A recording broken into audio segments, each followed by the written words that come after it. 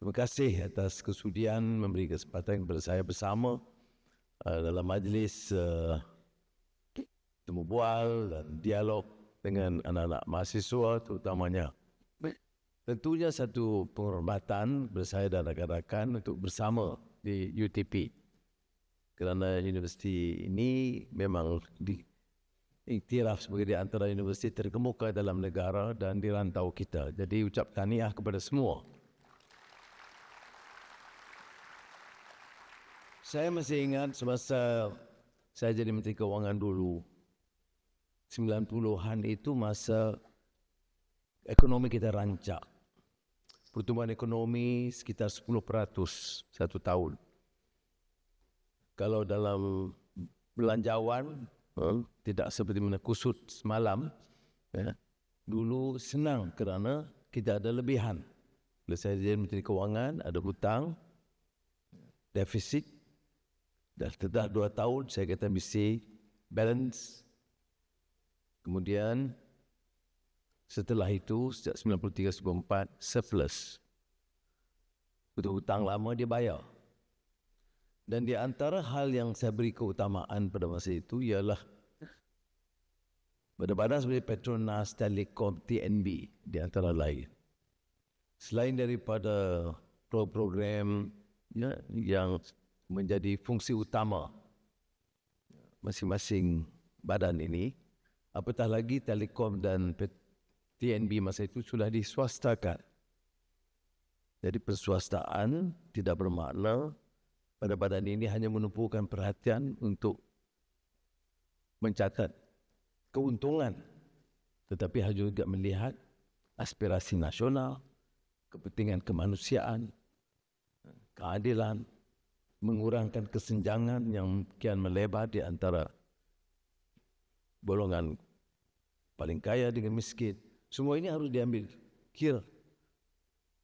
Jadi saya tahu pada masa itu sahabat-sahabat saya juga mengepalai Petronas, baru siap filharmonik yang diminta oleh pemimpin masa itu. Saya kata kalau filharmonik Australia boleh dibuat, patut fikir keperluan gedung dan pusat pendidikan yang cemerlang. Dari situ, ketiga-tiga badan ini, Petronas, TNB dan Telekom, penumpu perhatian mewujudkan universiti, dan Petronas kini meletakkan UTP berjaya sekarang dengan pimpinan sebelum ini.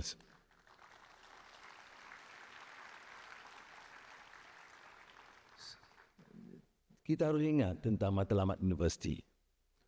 Tadi saya diberi taklimat ringkas tentang integrated engineering. Saya dengar dengan tekun profesornya, syarahnya, dan anak-anaknya.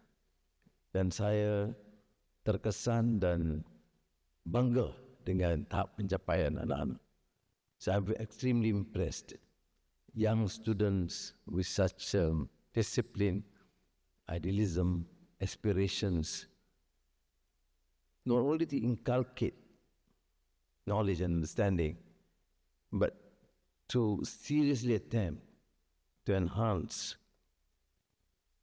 their understanding, proficiency, and they seem to be very confident. And we have young students having that discipline, that resolve, and that confidence. I'm extremely proud of them. Thank you very much.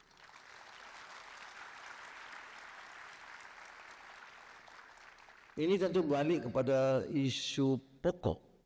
Universiti ini ada kekhususannya kerana dia ada juga terkait dengan Petronas, satu gergasi dalam industri petroleum dan gas yang dihormati di dunia. Tadi Saudara Zamri kita bincang tentang minat negara-negara yang ada telaga minyak yang semuanya mengusulkan kepada saya minta Petronas ikut serta. Kerana kedudukan kita ini dalam negara kita, kita tidak memihak, kita berkawan dengan semua. Awal tahun ini, Presiden Xi Jinping negara China mengadakan lawatan yang sangat berhasil dalam negara kita. Beberapa minggu lagi, Presiden Donald Trump akan datang ke Malaysia.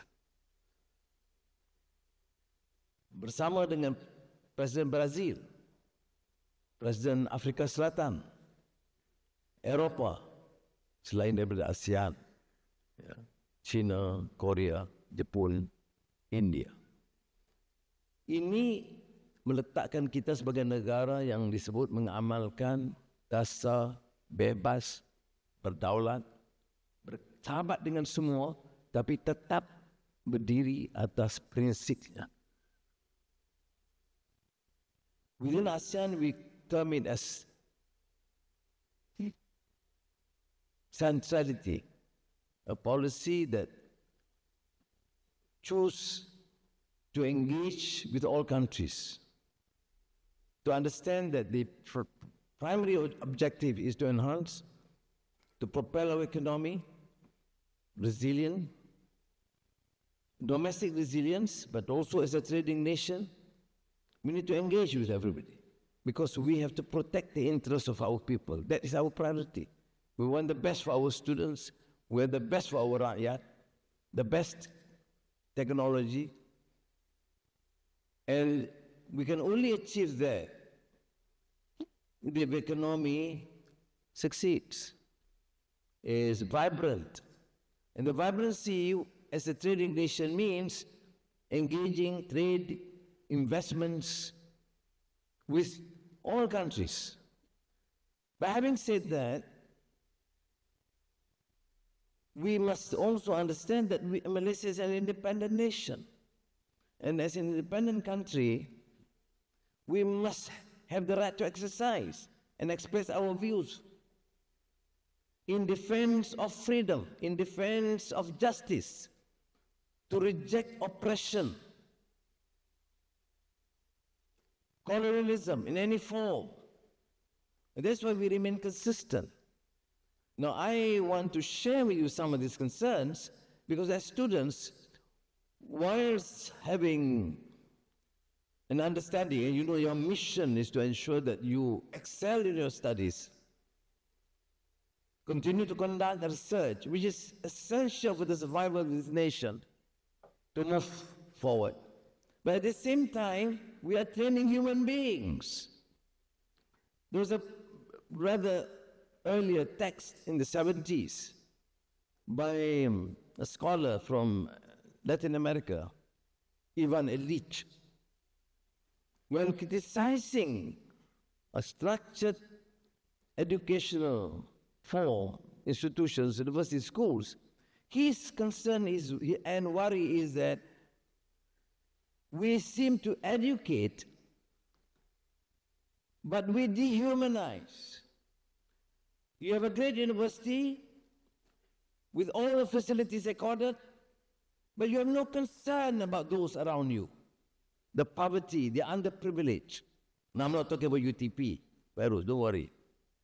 But general criticism of the university. So he said, we are training human beings. We are training young students to be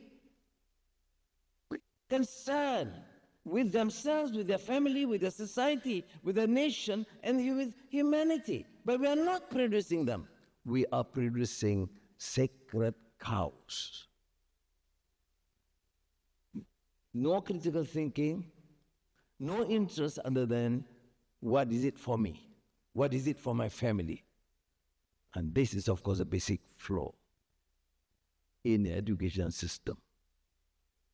So I take great satisfaction when this university take a lot of interest in getting students. Of course, the primary objective is still to ensure that they excel in their studies. And the fields of specialization that is so required by this university and by this country. The new innovation, the new technology, the energy transition, the digital transformation, AI, and the various fields of engineering. But at the same time, never forget the fact that we are disseminating and we are inculcating students to assimilate knowledge, values, ethics, humanity. Saya harap anak-anak faham bahawa sementara kita harus bersungguh-sungguh meningkatkan ilmu kita dalam bidang-bidang baru, teknologi baru, tetapi jangan kita tinggalkan soal nilai.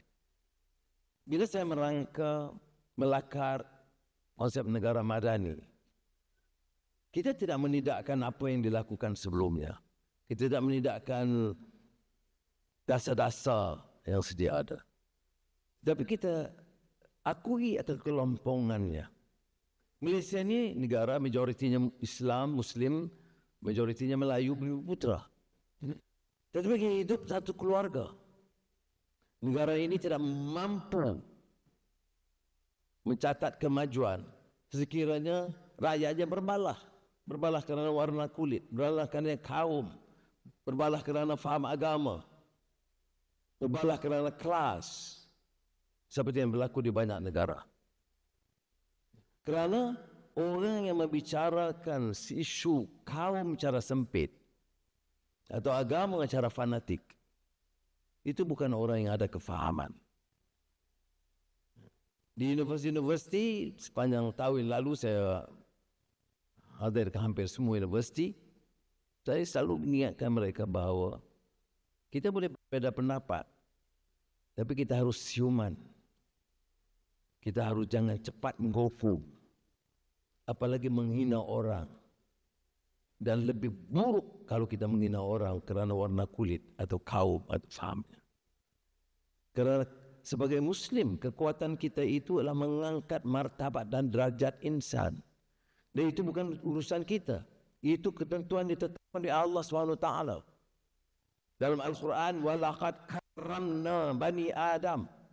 Allah has exalted the status of the children of Adam. And then who are we to question? The children of Adam, mana Allah telah mengangkat darjat. Dan nilainya itu bukan pada kaumnya atau warna kulitnya, tapi nilainya itu adalah pada nilai ketakwaannya. Inna akramakum indallahi atqakum. Darjat, keinsanannya, ketakwaannya, kebaikannya. Sebab itu saya rasa harus tekankan. Haley, former dean of Harvard, and I've popularized this book for some years now, talks about or wrote a compelling case against the flaws of a modern education system. Mind you, he was a former dean of Harvard, a respected scholar. The title of the book is Excellence Without a Soul. Harvard, like UTP, is a center of excellence. Some universities have achieved that state of excellence that's most admirable. But why is it this ex-dean Haley chose to debunk the notion that excellence is purely based on academic pursuit? Because he says, what is the whole idea of education, the whole concept of education, is to educate men or women. And educating means educating their life, humanity, other than specific areas of specialization. So, you are excellent in your studies, but just outside the campus, the ghettos of the blacks being discriminated, that does not prick your conscience. Just outside university, you have religious that are living in abject poverty, or communities marginalized. Does not matter whether they're whites or blacks, or in this case, in Malaysia, whether they're Malays or Chinese or Indians, or Kadazans or Dayak. It does not matter. What matters is whether it does prick your conscience. Sama ada apa yang berlaku di persekitaran kita itu mengetuk pintu hati kita untuk memahami bahawa Allah memberikan kita kesempatan hadir ke UTP, universiti yang di antara yang terulung dalam negara kita, dengan kemudahan yang sangat baik. Tapi apakah hati kita terketuk bila kita lihat ketidakadilan, kesengsaraan? Dan kebetulan kesengsaraan itu dari orang mungkin kaum kita atau mungkin yang kaum lain. Ini yang disebutkan oleh Heli tadi. Ada excellence dalam academic pursuit, tetapi gagal kerana tidak ada soul. Jiwa dan hati nuraninya tidak tersentuh. Jadi apa yang dibelajarnya? Dari kemanusiaan itu terhakis. Jadi dalam bukan maknanya anak-anak di sini tengok keliling, dah saya beri contoh, nampak semua serius, relax. Saya tanggungjawab saya sebagai bapa adalah untuk meminta anak-anak itu tersentuh hati nurani mereka. Terlalu banyak yang harus kita kerjakan. Bayangkan, okey, saya balik kepada Malaysia. Bayangkan Malaysia. Apa yang kurang di Malaysia? Prasarananya relatif lebih baik. Hasil mahsulnya, khazanahnya tinggi. Hutan belantara, hasil balak, lalu biji timah. Minyak dan gas yang menyebabkan negara kita boleh terangkat. Dan Alhamdulillah banyak ini telah dicapai. Tapi apakah yang menggusarkan kita? Ya, soal tata kelola. Pengurusan. Soal perbenturan, pergaduhan antara kaum. Kebencian satu sama lain. Kepantasan mau menghukum saja. Seolah kita ini macam malaikat. Orang tu dihukum mudah-mudah. Kerana tak selagi dengan fahaman kita. Padahal ilmu kita tidak ke mana. Mungkin saya minta Presiden dapatkan rencana yang juga saya popularkan di Universiti Edward Said. Bila dia kupas dan kritik Samuel Huntington's Clash of Civilization. Ya, apa dia teori Huntington? Huntington tu kata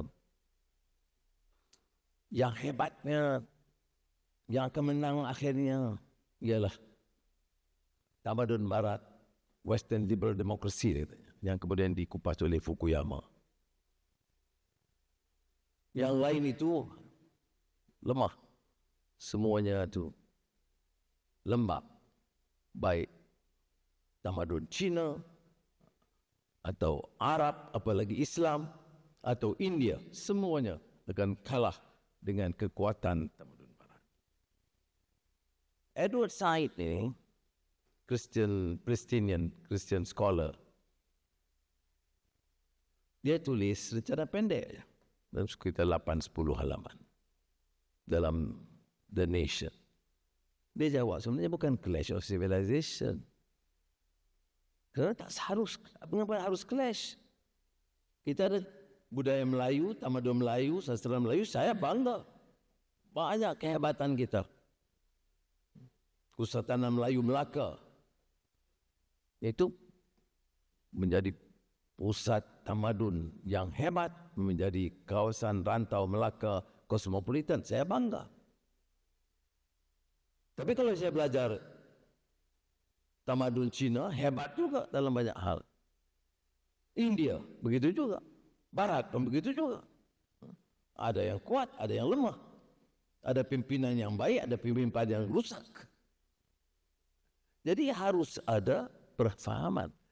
Jadi Edward Said dia jawab Kata dia, tidak ada itu clash of civilization. Yang ada itu clash of ignorance. Ya, pertembungan benci kepada orang, benci kepada kaum, benci kepada tamadun lain kerana kejahilan. Cuba tanya, yang kamu benci ni, kamu faham tak? Tak faham. Dah baca? Belum. Berapa baca? Tak. Siapa cakap? Ada kawan tu cakap di surau itu. Itu bangang di situ. Saya ingat dia dalam tinggi tak boleh guna istilah. Tapi yang saya nak sebutkan sini, itu yang disebut clash of ignorance. Jadi kita dalam kritikan kita terhadap Barat pun, jangan kerana gagal menguasai ilmu, mesti ada usaha menguasai ilmu dalam pelbagai bidang. Ya, nah, ini yang menyebabkan bila saya lihat utamanya baru-baru ini anak-anak yang kita bawa pulang dari flotilla, apa yang saya sebut? Kerana kemanusiaan. Kita ni merdeka. Saya faham ada rakan-rakan daripada kawasan lain. There are some friends from Latin America, Africa, or Timor-Leste here, right? Are there some students overseas? Yeah, raise your hands. Oh yeah, I can see. Yeah. Oh, quite a number. Yeah, thank you. Welcome. You try, don't forget nasi lemak and nasi goreng. And teh tarik. Not too much. It's not very healthy. No. Why do you fight for independence? Why is it our parents sacrifice their lives, beaten up, killed, imprisoned, to fight against the colonial powers? Why? Let them rule. Sometimes they say they are smarter. But you can't accept because no society wants to be ruled, exploited by others. There's no business. Let us decide for ourselves. Let the Malaysians decide for ourselves how we govern this country, not for colonial powers. Or for that matter, the Chinese or the Indians or Indonesians. Why did we fight? Why did we struggle? Because we honor human dignity. Because we love our country, our nation. Okay, fair. We have achieved independence. But next question, how is it we tolerate injustices as well? Why is it when it comes to Gaza and the Palestinian, we can't raise a voice? Why is it colonization, taking people's land and property, killing the children is allowed and tolerated? Where is the humanity? That is precisely the reason why we, particularly the young students, must inculcate this habit. What is education ultimately? Is the assimilation of knowledge in all fields and areas of specialization. You assimilate knowledge. But you assimilate knowledge for what? You assimilate in order to disseminate. What do you disseminate? Disseminate your level of your particular discipline, field of competence, expertise, but you disseminate truth, honor, justice. You can be a chemical engineer or whatever fields, accountant, auditor, whatever. But you must have integrity. Integrity is a moral, ethical principle of value. So don't ever forget the fact that to be successful in education, assimilate knowledge, disseminate that field of competence and expertise, and disseminate truth, dignity, because you imbibe in yourself the principle of honor, dignity, values, and ethics. Demikian kuliah pagi. Jadi, jadi saya harap UTP ni cara, imbauan cara umum itu ni, sebab pakar-pakar ramai di sini. Jadi saya bukan pakar, tapi saya nak luahkan dengan harapan yang sangat tinggi. Malaysia ini punya potensi yang sangat besar. Saya nak akhiri dengan sedikit cerita. Semalam dalam belanjawan, dalam ucapan belanjawan, saya sebut dalam tempoh 2 tahun, 2024-2025, kita berjaya merampas wang yang dicuri, yang diseludup dengan kegiatan-kegiatan jenayah, 15.5 bilion ringgit. Now, please think. Saya harap Presiden dan pensyarah tolong bagi tahu. Maknanya, berapa lama ni rompakan dan kerja sauk ini berlaku? 2 tahun. Itu kerana saya tegas, saya kata, semua badan-badan agensi penguasaan, no compromise, no to corruption, no to smuggling, no to this syndicate and cartels. Break them because they are stealing from the people. And I, now that with the mandate as Prime Minister with my colleagues, want to make sure that this country do much better. Which means what? It's been tolerated and condoned. Why? Because we have corrupt establishment, corrupt leaders, officers. They have tolerated this. Why is it only after now? I'm not suggesting that it was never done before. I mean, this action or enforcement. But certainly, it's never done to this extent. Even then, I don't think we have completed. So it's my dream is in the few years that I have, I want, inshallah, to clean up this mess. Whatever they say, it does not bother me.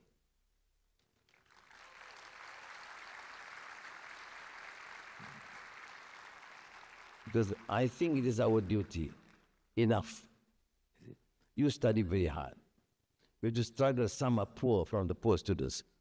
I was telling me just now that some are the B40. And we're struggling to get enough funds. We can't tax so much because taxing means burdening the people. We tax only when it's absolutely necessary. We tax the very rich. Like around 95. Okay? We tax only the foreigners. Why? Because we need the funds to help you.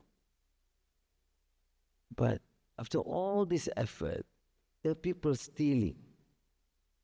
And sometimes they are Datuk and Datuk Seri and Tan Seri and Tun. I don't care. You can have your title. If you steal, we catch you and the court finds you guilty, you go to jail. That must be the principle. And the young must understand and support this move. This is important. Can I trust you that you can support this? Yeah. It's important. It's for your future. It's your future. Yeah. And it is not easy. So I would end by saying that, of course, it's a great university. Thank you very much. They only give me coffee. But thank you. I am pleased. I'm sure my colleagues, Dr. Syarahan and Zamri, is equally happy to be here. It's a great university, it's a great future, and great students. Terima kasih. Wassalamualaikum warahmatullahi wabarakatuh.